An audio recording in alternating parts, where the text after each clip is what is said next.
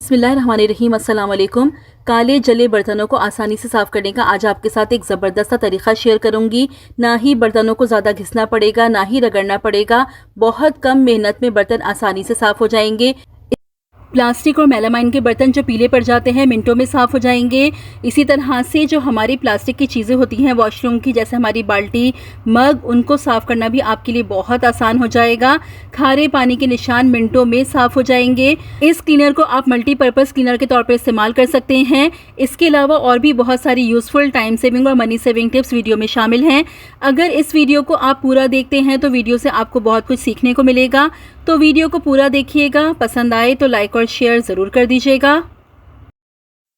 Kitchen में बहुत सी चीज़ें ऐसी होती हैं जिनको अगर हम स्कॉच ब्राइट से साफ़ करें तो वो अच्छी तरह से क्लीन नहीं होती और बहुत प्रॉब्लम होती है। जैसे कि हमारे ग्रेटर्स को अगर स्कॉच ब्राइट से क्लीन करें तो ग्रेटर्स सही तरह से क्लीन नहीं होते। अक्सर फूड पार्टिकल्स इनमें फंसे रह जाते हैं और हमारे स्कॉच ब्राइट भी ख़राब हो जाते हैं। तो ज़्यादा बेहतर है कि ग्रेटर्स को और इस तरह की और भी बहुत सी चीज़ें होती हैं उनको साफ़ करने के लिए आप टूथब्रश का इस्तेमाल कीजिए। एक नया टूथब्रश आप अपने पास किचन में रख लीजिए और इस तरह की जो भी चीज़ें होती हैं उन्हें क्लीन करने के लिए आप टूथब्रश का इस्तेमाल कीजिए। ये देखिए, इस तरह से हम ग्रेटर को अगर क्लीन करते हैं जितने भी फूड पार्टिकल्स होंगे बहुत आसानी से निकल जाएंगे। ये छोटे छोटे से आइडियाज़ होते हैं जो रूटीन में हमारे बहुत काम आते हैं। होप कि ये आइडिया आपको पसंद आया होगा। हमारे पास ये जो क्लीनिंग के ब्रशेज़ होते हैं टाइम टू टाइम इन्हें भी क्लीन करना बहुत ज़रूरी होता है। इन ब्रशेज़ में बाल फंस जाते हैं, डस्ट पार्टिकल्स रह जाते हैं। तो इन ब्रशेज़ को क्लीन करने के लिए बहुत ज़बरदस्त टिप आपके साथ शेयर कर रही हूँ। आपने क्या करना है, कोई भी आप ले लीजिए पुराना कोम जो कि आपके इस्तेमाल में ना हो। कोम से इन ब्रशेस को आप क्लीन कीजिए। जितने भी डस्ट पार्टिकल्स होंगे वो भी निकल जाएंगे। जितने भी बाल फंसे होंगे बहुत आसानी से निकल जाएंगे। और देखिए, जब ये क्लीनिंग ब्रश को हम इस्तेमाल करते रहते हैं तो ये जो इसके ब्रिसल्स होते हैं यानी ये जो रेशे होते हैं ये भी फैल से जाते हैं, आपस में उलझ जाते हैं।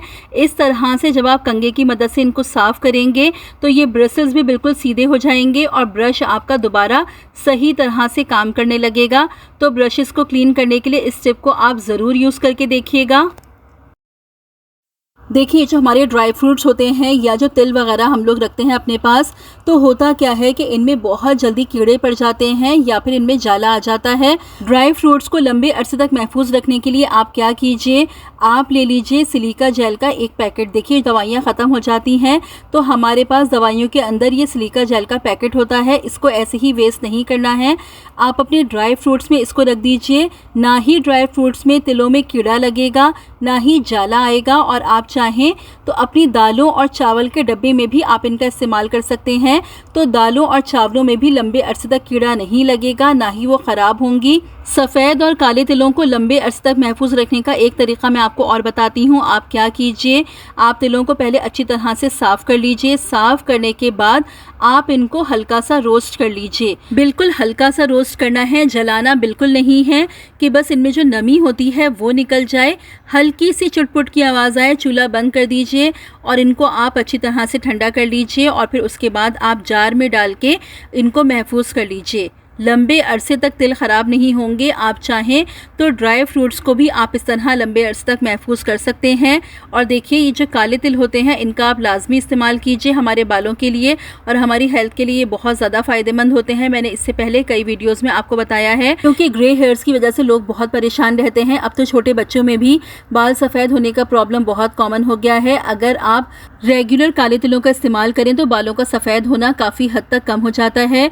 टीनेजर्स बच्चों को इस्तेमाल करवाएंगे तो बालों का सफ़ेद होना रुक भी जाएगा और रिवर्स भी होने लगेंगे। आयरन और कॉपर की बहुत अच्छी मिक़दार मौजूद होती है तो इसको आप लाजमी इस्तेमाल कीजिएगा।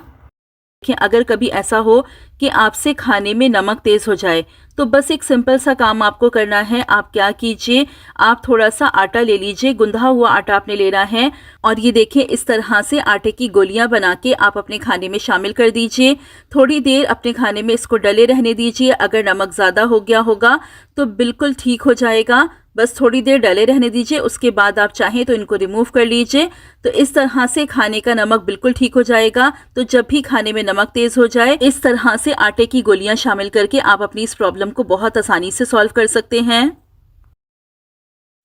आज आपको सेब की कटिंग का एक बहुत ज़बरदस्त तरीका बता रही हूँ। इस तरह से अगर आप सेब को कट करेंगे तो देखने में बहुत खूबसूरत लगेगा, बच्चे भी बहुत शौक से खाएंगे और मेहमानों के आगे रखते हुए भी बहुत अच्छा लगेगा। देखिए, आपने इस तरीके से सेब के पीसेस बनाने हैं जिस तरह से मैं आपको बना के दिखा रही हूँ। बस इस तरीके से आप सेब को कट कर लीजिए। कट करने के बाद हम दूसरा काम क्या करेंगे, हमने ले लेना है कोई भी बॉटल का कैप। ये जो हमारे पास दवाई की बोतल होती है उसका जो कैप होता है, बस उसका आपको यहाँ पर इस्तेमाल करना है। अब देखिए, इस तरीके से आप कैप को यहाँ इस तरह रखेंगे सेब के पीस के ऊपर, जिस तरह से मैं रख रही हूँ, और बस इस तरह से थोड़ा सा इसको दबाएंगे तो बहुत ही आसानी से ये पीस बीच में से निकल आएगा। जो इसके सीड्स हैं वो रिमूव हो जाएंगे। बिल्कुल डोनट की शक्ल में ये सेब आपके पास रेडी हो जाएगा, देखने में बहुत खूबसूरत लगेगा। दूसरा काम आपको क्या करना है कि सेब को कट करने के बाद आप थोड़ा सा उस पर लेमन जूस डाल दीजिए। इस तरह से सेब काले नहीं पड़ेंगे और सेब में जो आयरन होता है वो भी ज़्यादा अच्छी तरह से एब्जॉर्ब होगा। तो सेब के साथ लेमन का इस्तेमाल बहुत ज़्यादा फ़ायदेमंद है। जब भी आप सेब खाएं तो इस तरह से लीमू को छिड़क लीजिए, उसके बाद आप सेब का इस्तेमाल कीजिए ताकि आपको इसका ज़्यादा फ़ायदा हासिल हो सके। सैंडविच बनाने के बाद सैंडविच मेकर को क्लीन करना काफ़ी मुश्किल होता है। हम सैंडविच मेकर को क्लीन कर लेते हैं अच्छी तरीके से, लेकिन उसके बावजूद भी ऐसा होता है कि सैंडविच मेकर में थोड़ी सी स्मेल रह जाती है या फूड पार्टिकल्स रह जाते हैं। अगर सैंडविच मेकर में स्मेल रह जाए तो आपने बस एक सिंपल सा काम करना है। आप क्या कीजिए कि पहले आप सैंडविच मेकर को अच्छी तरह से साफ़ कर लीजिए, उसके बाद ले लीजिए आप लीमू को लेके इस तरह से आपने सैंडविच मेकर पर रब करना है ताकि जितनी भी इसकी स्मेल हो वो आसानी से निकल जाए।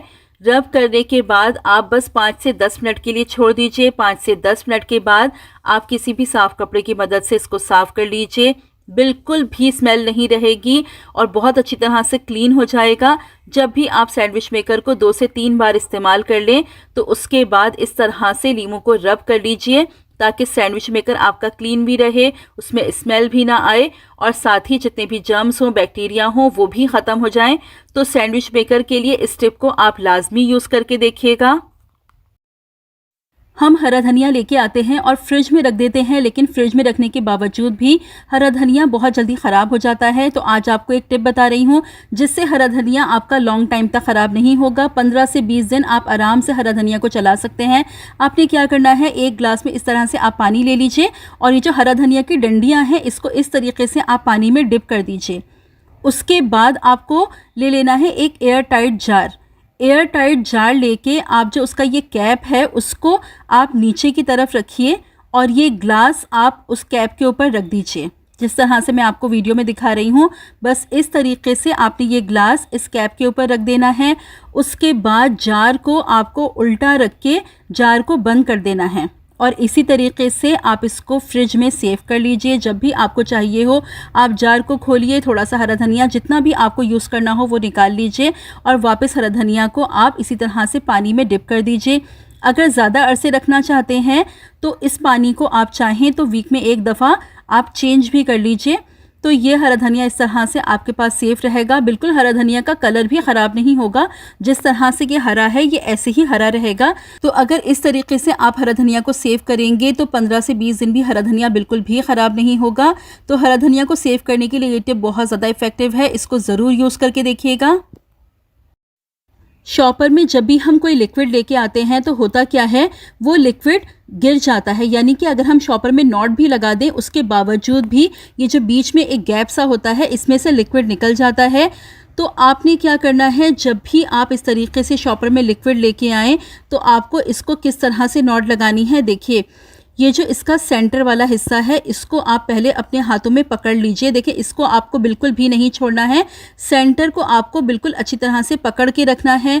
उसके बाद आपको क्या करना है, ये जो इसके दोनों हैंडल्स हैं, पहले एक तरफ के हैंडल को आप इस तरीके से घुमाइए, घुमा के आगे की तरफ लेके आइए। फिर इसी तरह से दूसरे साइड के हैंडल को भी आप इसी तरह से घुमा के लेके आइए और फिर उसके बाद आप एक नॉट लगा दीजिए। इसी तरह से घुमा के एक नॉट और लगा दीजिए। अब देखिए, ये जो सेंटर वाला हिस्सा है ये बाहर की तरफ निकला हुआ है। अब इसमें कोई सुराख नहीं है, कोई गैप नहीं है।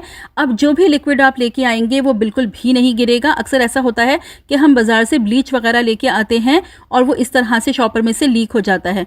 तो जब भी आपको लिक्विड लेके आना हो शॉपर में तो हमेशा इस तरीके से आप नॉट लगा लीजिए, तो ये प्रॉब्लम आपकी सॉल्व हो जाएगी। अगर ये तरीका अच्छा लगा है तो जल्दी से वीडियो को लाइक कर दीजिए।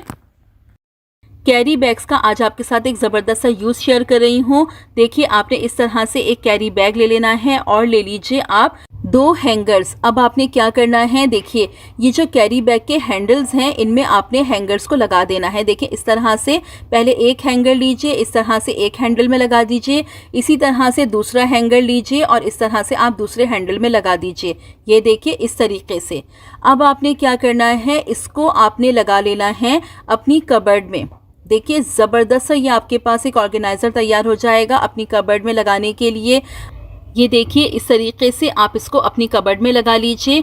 अब देखिए इसमें हम अपने बहुत सारे सामान रख सकते हैं, अपने कपड़े रख लीजिए, जो भी एक्स्ट्रा सामान होता है वो रख लीजिए। तो इस तरह से एक कैरी बैग अगर आप अपनी कबर्ड में लगा देते हैं तो आप देखें ढेरों सामान आप इसमें रख सकते हैं। कैरी बैग्स का ये यूज़ बहुत ज़बरदस्त है, इसको आप ज़रूर ट्राई करके देखिएगा। घर का बहुत सारा मैज़, बहुत सारी चीज़ें बहुत आसानी से एडजस्ट हो जाएंगी।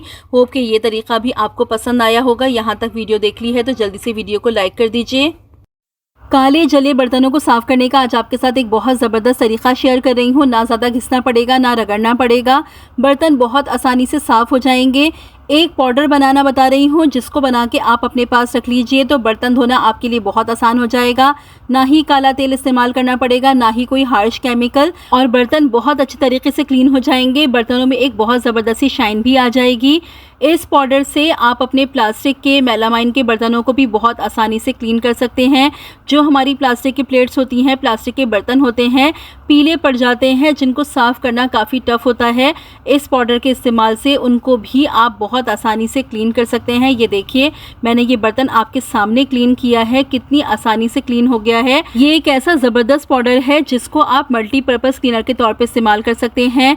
ना सिर्फ बर्तनों की सफाई के लिए बल्कि और भी बहुत सारी चीज़ों की सफाई के लिए आप इसका इस्तेमाल कर सकते हैं।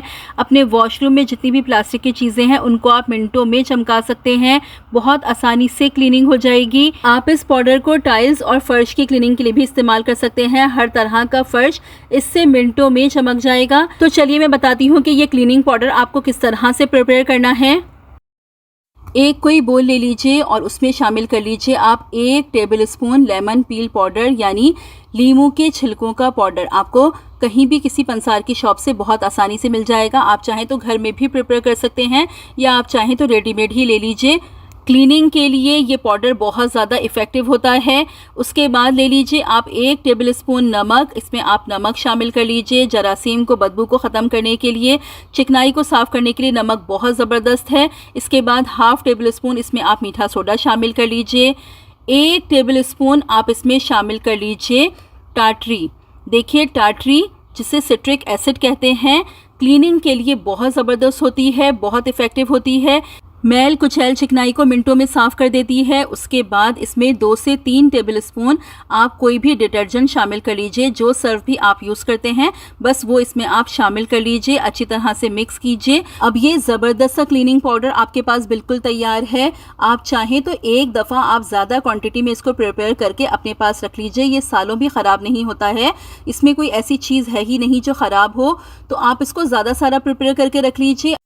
इस पाउडर का रिज़ल्ट बहुत ज़बरदस्त है, इससे आपके क्लीनिंग के काम बहुत आसान हो जाएंगे। तो इसको आप बना के ज़रूर ट्राई कीजिएगा।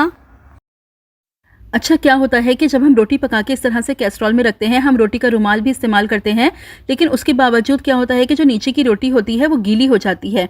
तो उसके लिए मैं आपको एक सिंपल से टिप बता रही हूँ। आपको क्या करना है, जब भी आप इस तरह से रोटी पकाएं तो पहले आप एक इस तरह से ये स्टैंड ले लीजिए। ये जो स्टैंड हम यूज़ करते हैं किचन में गरम देगचियाँ रखने के लिए, तो बस ये एक स्टैंड ले लीजिए और स्टैंड लेके आप इस तरीके से पहले स्टैंड रख दीजिए। उसके ऊपर आप रोटी का रुमाल रखेंगे और रोटी का रुमाल रखने के बाद आप अपनी रोटियां पका के उस पर रखिए। तो जो नीचे की रोटियां होंगी वो बिल्कुल भी गीली नहीं होंगी। तो जब भी आप इस तरीके से कैस्ट्रॉल में रोटियां रखें तो हमेशा एक स्टैंड इस तरह से ज़रूर यूज़ किया करें। तो इस तरह से आपकी ये प्रॉब्लम आसानी से सॉल्व हो जाएगी। तो ये थी मेरी आज की वीडियो। होप कि आपको पसंद आई होगी। वीडियो अच्छी लगी हो, आपके लिए यूज़फुल रहे तो वीडियो को लाइक और शेयर ज़रूर कर दीजिएगा। चैनल पर पहली बार आए हैं तो सब्सक्राइब करके बेल नोटिफिकेशन को ऑन कर लीजिए। रखिएगा अपना बहुत सारा ख्याल, मुझे भी अपनी दुआओं में याद रखिएगा। मिलती हूँ अपनी नेक्स्ट वीडियो में। Till then stay safe, stay happy. Allah हाफ़िज़।